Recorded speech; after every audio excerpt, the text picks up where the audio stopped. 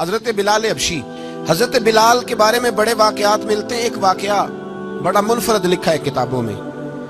حضرت بلال سے لوگوں نے کہا آپ نبی پاک سے متاثر کیسے ہوئے؟ تو جناب بلال کہنے لگے میں زیادہ لوگوں کو، مکے کے لوگوں کو جانتا ہی نہیں تھا، جو کہ میری ڈیوٹی تھی گھر میں کام کرنے کی، اور مجھے سخت سزا ملتی تھی امیہ بن خلف کی طرف سے۔ بلکہ تحقیق یہ ہے کہ یہ عبداللہ بن جدعان کے غلام تھے۔ امیہ بن خلف نے تو جب انہوں نے کلمہ پڑھا تو پھر خریدا۔ عبداللہ بن جدعان کہنے لگا میں فارغ نہیں، آپ لے لیں، آپ اس کو سزائیں دیں۔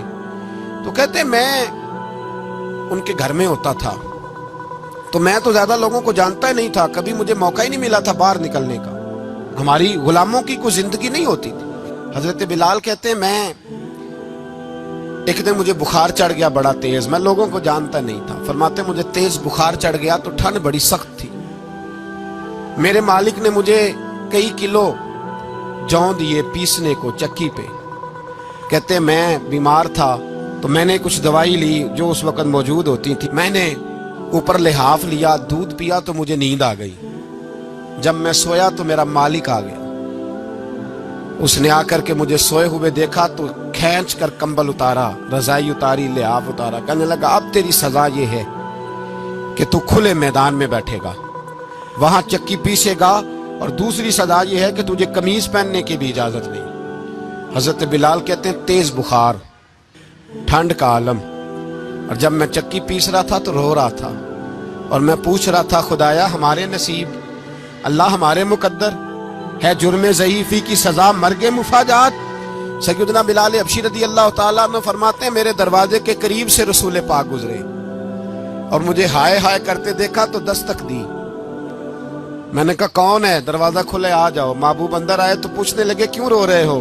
تو میں نے کہا جاؤ اپنا کام کرو، یہاں دکھ سارے پوچھتے ہیں مداوا کوئی نہیں کرتا، یہاں باتیں سارے سنتے ہیں، یہاں تقریریں سارے کرتے ہیں، حقوق غریباں پر بات سارے کرتے ہیں، مداوا کوئی نہیں کرتا، جاؤ اپنا کام کرو۔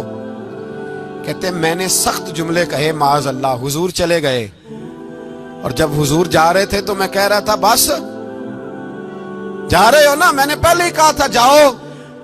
کہتے ہیں قربان جاؤں، تھوڑی دیر گزری تو اللہ کے رسول کے ہاتھ میں گرم دودھ کا پیالہ تھا، کھجوریں تھی، حضور تشریف لائے اور کریم رسول نے مجھے کھجوریں دی، دودھ پلایا اور کہا چل جا کمبل میں بیٹھ جا۔ تو میں نے کہا چکی کون پیسے گا، وہ تو بڑا مارے گا۔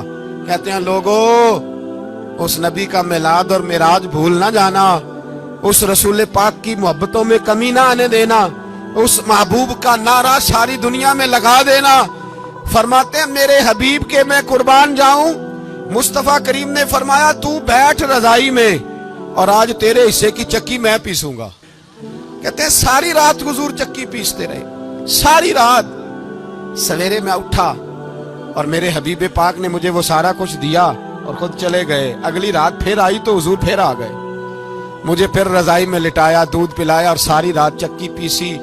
کہتے ہیں بس تیسرے دن حضور چکی پیس کے جانے لگے تو میں نے قدم تھام لیے، میں نے کہا بیبا دنیا ساری جھوٹ بولتی ہے، زمانہ سارا غلط کہتا ہے، جو غلاموں کے حصے کا کام کرے وہ اللہ کا سچا رسول ہوا کرتا ہے۔